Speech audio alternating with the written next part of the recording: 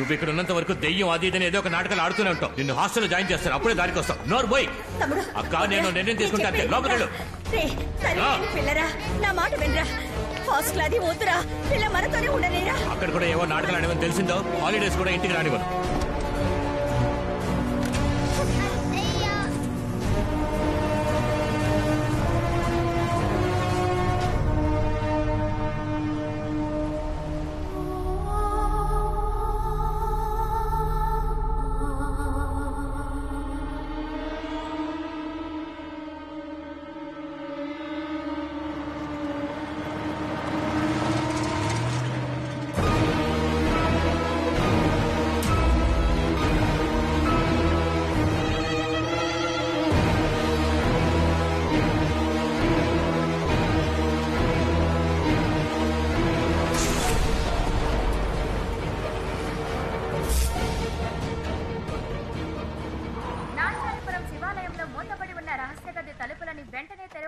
Supreme court అవాకైన తీర్పిచ్చింది. ఎన్నో ఏళ్లుగా జరుగుతున్న ఈ కేసులో జమీందార్ రాజశేఖర్ కు ప్రతికూలంగా ఆ గ్రామ ప్రజలకు అనుకూలంగా తీర్పు వచ్చినందుకు గ్రామస్తులందరూ సంబరం చేసుకుంటున్నారు. 22 ఏళ్లకు మునుపు జమీందార్ రాజశేఖర్ తాళం వేసి ఉంచిన గర్భగుడిలోని రహస్య గది తాళాలను వెంటనే నాంచారపురం జిల్లా కలెక్టర్ కు అందజేయవలసిందిగా కోర్టు తమ తీర్పులో పేర్కొంది.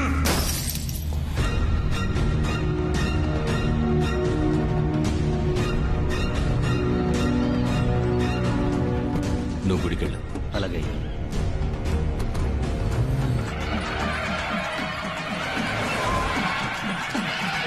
నమస్కారం అయ్యా. రండి కలెక్టర్ గారు. నమస్కారం సార్. నమస్కారం. నమస్కారం.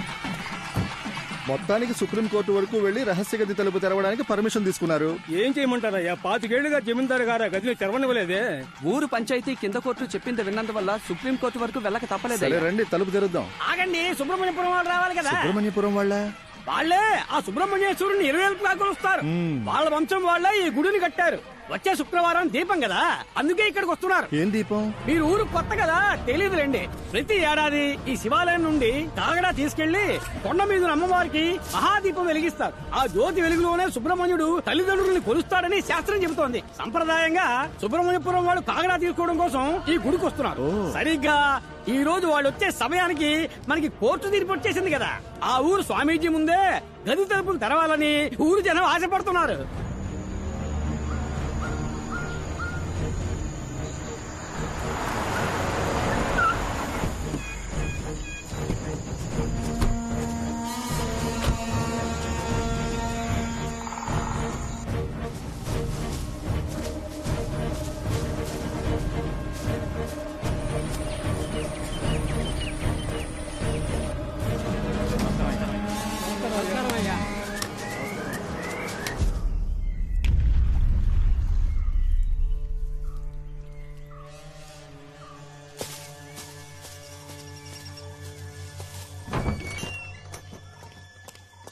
సోమి, ఏం జరుగుతుందో తెలుసా? తెలుసు. బుద్ధి లేని జనాలు తాళం వేసిన రూమ్ లో కోట్లు విలువ చేసే నగలు బంగారం ఉన్నాయనుకుని కేసుని ఇలా చేసి పారేశారు. అందులో ఉన్నది మట్టిగడ్డే. అందులో ఉన్నది ఏం స్వామి, అది అంతమై ఉంటుందిగా. దాన్ని అంతం చేయడం వదిలేయడం ఆ దేవుడి చేతుల్లో ఉంది. ఏమంటున్నారు? నేను చెప్పింది అర్థం కాలా? చేసిన దానికి శిక్ష తప్పదు అంటున్నా. నిన్ను సమర్థించి నేను తప్పు చేశాను. 22 సంవత్సరాలయ్యాయి. ఇప్పుడు ఎవరికేం తెలుసు? నాకంటే శక్తివంతుడు ఆ సుబ్రహ్మణ్యపురం స్వామీజీ. అతనక్కడ కాలు మోపగానే జరిగింది మొత్తం తెలిసిపోతుంది. నా ముందు నుంచోకు పో.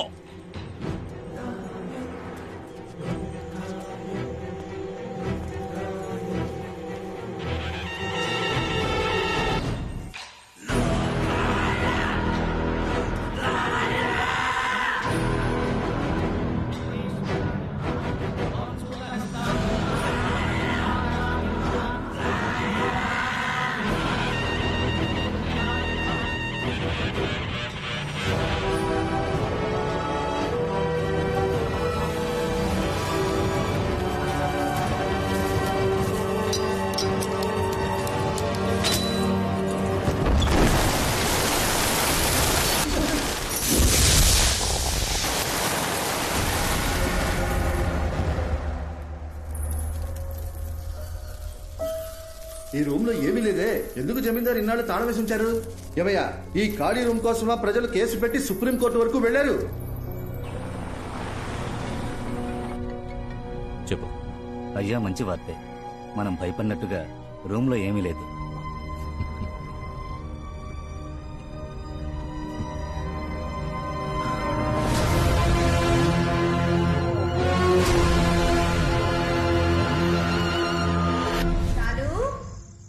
ఎక్కడున్నావమ్మా? షాలు, షాలు, షాలు. పిన్ని, ఏంటి? షాలు ఎక్కడైనా మీకు కనిపించిందా? నా మొగుడు ఎక్కడా అని నేనే వెతకలేక చేస్తుంటే నువ్వొకటివి. షాలు.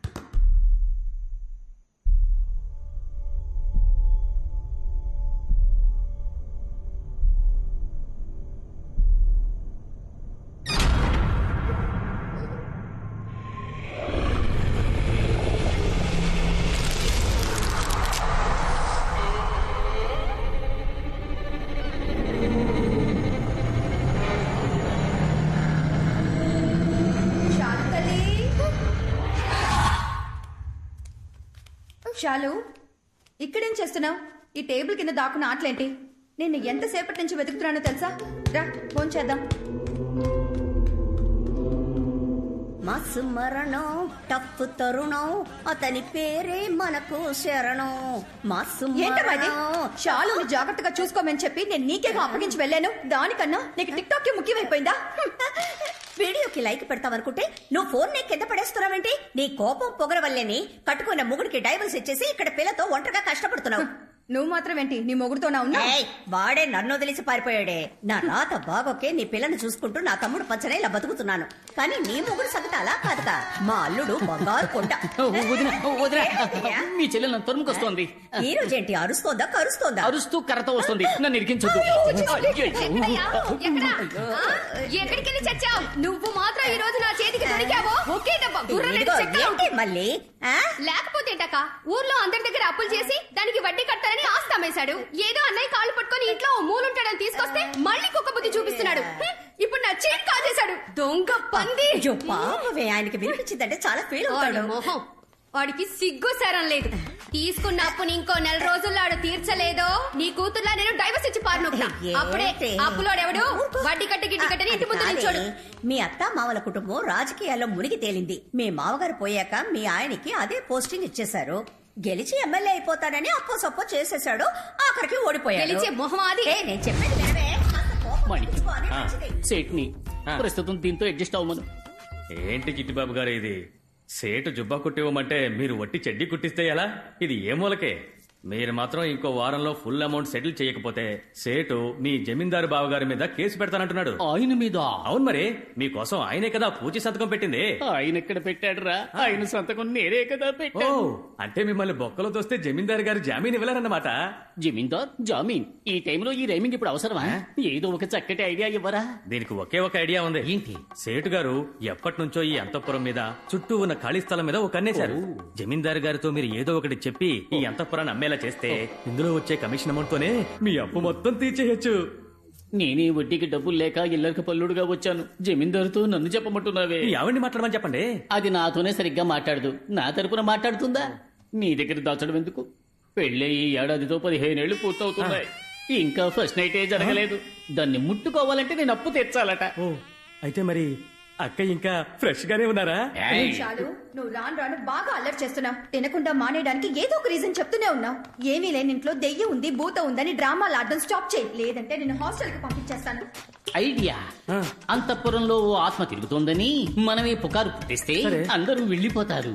అంతఃపురాన్నప్పుడు ఈజీగా అమ్మేయచ్చుగా. మరి దెయ్యాన్ని ఎలా రప్పిస్తారు? వాడిక్యం, నీ సెల్ ఫోన్ లో నువ్వు సెల్ఫీ తీసుకున్నప్పుడు నీ మొహాన్ని ఎప్పుడు చూసుకోలేదా? ప్లీజ్ నా కోసం నేను చెప్పినప్పుడు దెయ్యం వేషం వేసుకో. నా ప్రాబ్లమ్స్ అన్ని సాల్వ్ అయిపోతాయి.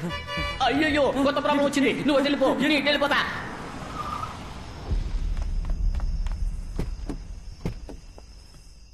సరే, నువ్వు ఇంటికి వెళ్ళు. అలాగే అయ్యా. సూరి, లైట్ ఆఫ్ చేసి వెళ్ళి పడుకో. అలాగే అయ్యా.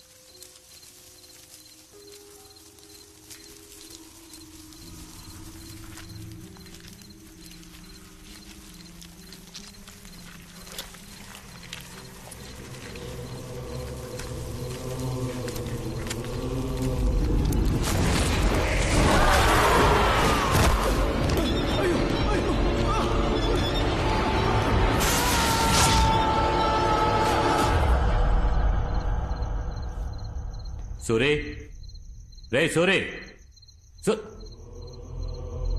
రే వెళ్ళి ఆ జనరేటర్ ఆన్ చేయి. వెళ్ళు. రే సూరి, పిలుస్తుంటే వెళ్ళిపోతున్నాడేంటి? రే సూరి, నిన్నే. సూరి, రే ఆగు. సూరి, ఆగరా.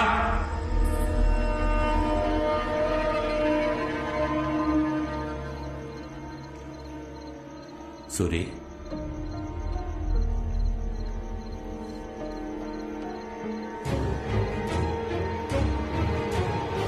సూరి రేయ్, సూరి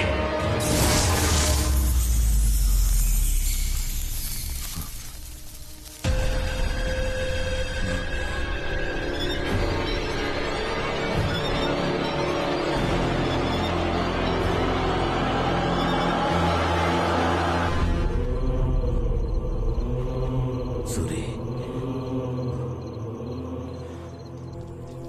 నిన్నటి వరకు బాగానే ఉన్నాడే, ఉన్నట్టుండి ఎలా పోయాడు? 40 ఏళ్ళు అంతఃపురంలో విశ్వాసంగా పనిచేశాడు. తలరాత షాక్ కొట్టిపోయాడు.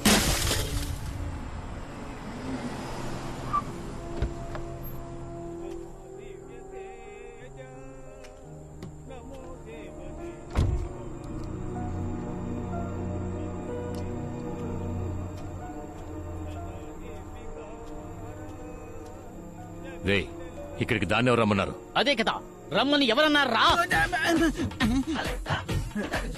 Hello sir. నువ్వేనా రమ్మన్నది?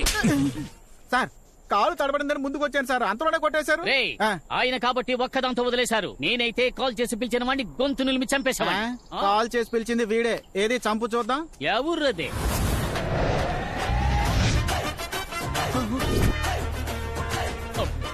ఏంటి చెయ్యే కాల్ సైజులో ఉంది? అయ్యా, చిన్నమ్మగారు ఎంత మీ కూతురు అయినా చిన్నప్పటి నుంచి ఎత్తుకొని పెంచింది ఆయనే కదా.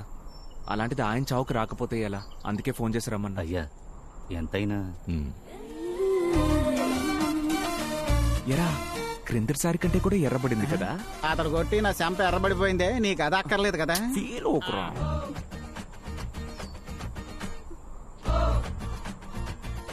తను ఏడ్చేటప్పుడు కూడా అందంగా ఉందిరా. నిన్ను పెళ్లి చేసుకున్నా కూడా జీవితం మొత్తం ఎడుపు మొహం పెట్టుద్ది, అప్పుడు ఆనందించు. లేకపోతే ఏంట్రా, 15 సంవత్సరాలుగా ఊరుకొచ్చిన ప్రతిసారి తన వెంట పడుతూనే ఉన్నావు. ఎలాంటి ప్రయోజనం లేదు. ఈసారైనా నీ మనసులో ఉన్న దాచకుండా అమ్మాయితో చెప్పు. బామ్మర్ది, ఆ డ్రైవర్ చనిపోవడం వల్ల అంతఃపురంలోని మీటర్ కాలిపోయింది. ఆ అంతఃపురంలోని మొత్తం వైరింగ్ వర్క్ అంతా ఆ బిల్డింగ్ లోనే ఉండి నేను చేయబోతున్నాను. ఆ టైంలో నేను నా లవ్ చెప్పేస్తాంట. నువ్వు కూడా వర్క్ రావచ్చు కదా. రై, ఊరంతా ఏకమై నేను దొంగను కోడై కూసినా దిగులు పడలేదురా. కానీ నన్ను పనిలోకి పిలిచావే, అదే ఇన్సల్ట్ గా ఉందిరా. ఛా!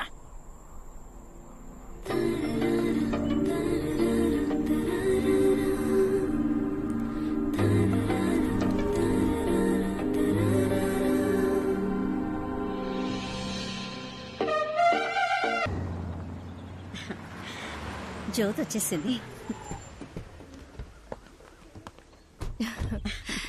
ఎలా ఉన్నావు రాజు? అక్క, ఏంటిదంతా?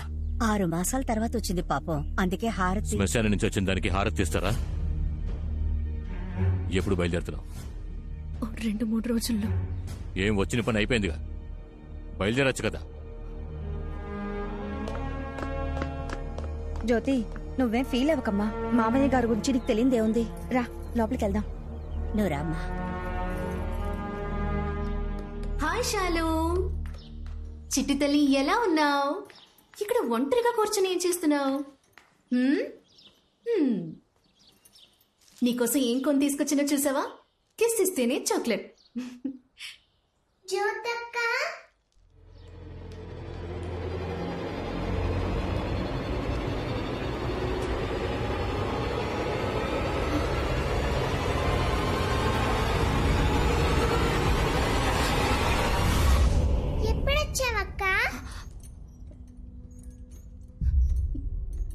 ఇప్పుడే వచ్చాను.